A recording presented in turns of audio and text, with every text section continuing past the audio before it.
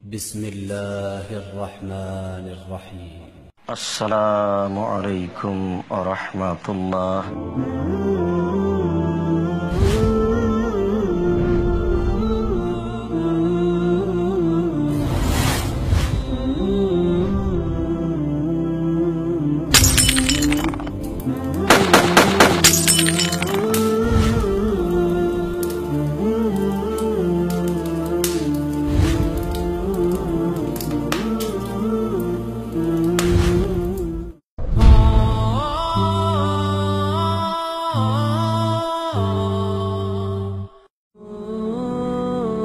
সম্মানিত মসজিদের মুসল্লি, আবু হুরায়রা রাদিয়াল্লাহু তাআলা আনহু বলেন, রাসূল সাল্লাল্লাহু আলাইহি সাল্লাম বললেন, রাগেবান থহু, তার নাক ধুলোয় ধূসরিত হোক।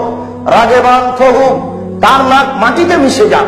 রাগেবান থহু, ওই লোকটা ছাই হয়ে যাক, তার নাক মাটিতে মিশে যাক।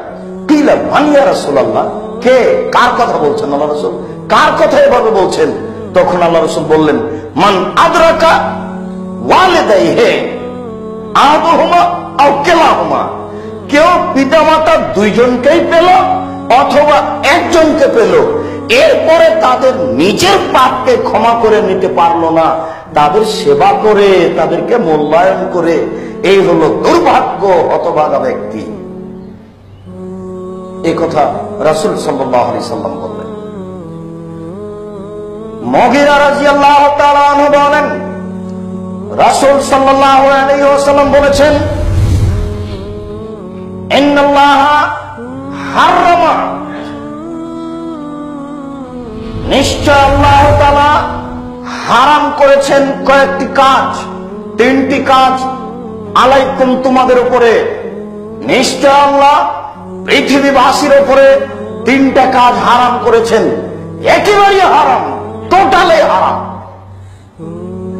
কোন দিন সে কাজকে করতে পারবে না। এক, উকুকাল উম্মাহা, পিতা মাতার অবাধ্য চলা, এই কাজটা হারাম। এইভাবে শুনে নেন যে পিতা মাতার অবাধ্য চলা কাজটা হারাম। আল্লাহ তাআলা তোমাদের উপরে হারাম করেছেন কয়েকটা কাজ, তার এক নম্বর কাজ হচ্ছে পিতা মাতার অবাধ্য চলা।